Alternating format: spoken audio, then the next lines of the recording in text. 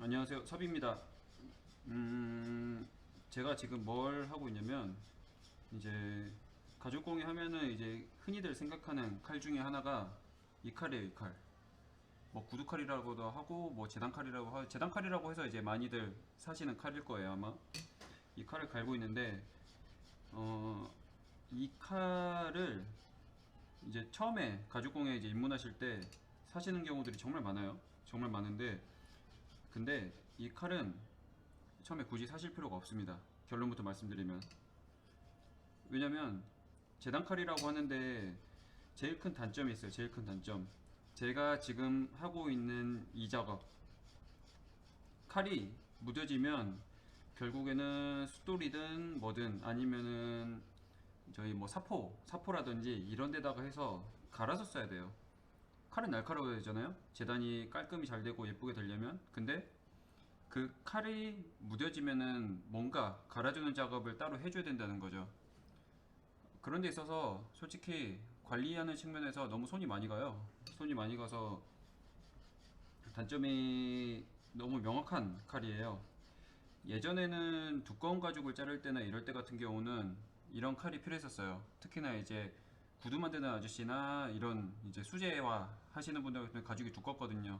그런 거 가지고 이렇게 이제 두꺼운 거를 자를 때는 유용한 칼인데 요즘 두꺼운 거 가죽 이렇게 많이 안 쓰잖아요. 실은 생각보다 두껍지 않거든요. 그리고 좀 무른 가죽이기도 하고, 물론 이 칼을 아예 안 쓰는 건 아닙니다. 근데 쓰는 용도가 따로 있어요. 손패를 한다든지 뭐 한다든지 그럴 때 쓰는데 저도 쓰긴 써요. 근데 메인으로 쓰진 않아요. 왜냐면 저희가 흔히 쉽게 구할 수 있는 제일 좋은 재단칼 있잖아요. 커터칼 잠깐만요. 제가 가져올게요.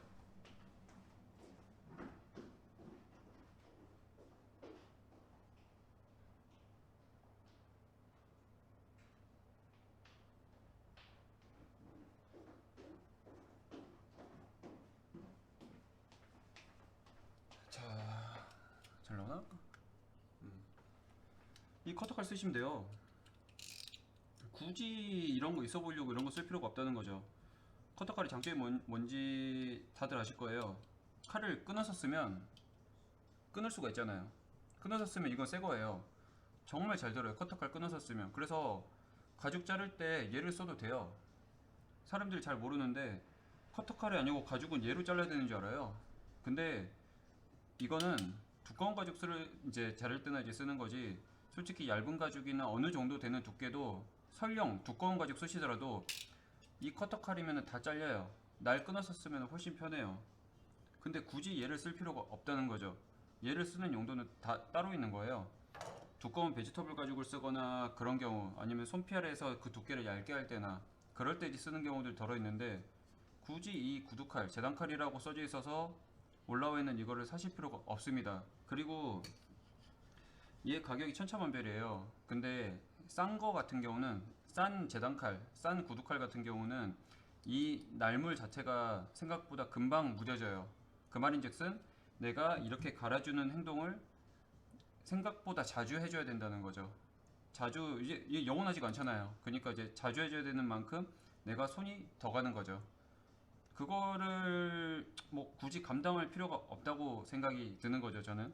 저희한테는 충분히 잘 드는 커터칼이 있으니까 커터칼로 끊어가지고 쇠날 가지고 쓰면은 충분해요. 그래서 굳이 이 칼을 맨 처음에 가죽공예를 입문을 하시거나 뭔가 도구를 장만하실 때 이 칼은 안 사시는 거를 추천을 드립니다. 그리고 나중에 쓰시다가 커터칼로 하다가 뭔가 부족한 부분이나 그런 부분이 생기는 경우들이 있어요. 얘를 써야 될 이유가 생기는 거죠. 그때 사시는 것도 나쁘지 않아요. 그러니까 이 재단칼 혹은 구두칼이라고 불리는 이 칼은 가죽공예를 하실 때 처음에 입문하는 필수 도구가 아닌 거죠. 그래서 그 점을 잘 알고 좀 이용을 하셨으면 좋을 것 같아요. 제 생각에는. 그래서 처음에 가죽 재단한다고 쓰실 때는 이런 커트칼 가지고 하셔도 충분하시다를 말씀드리고 싶어요.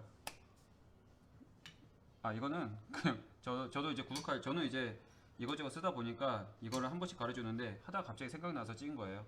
그럼 다음에는 다른 정보를 가지고 오겠습니다. 감사합니다.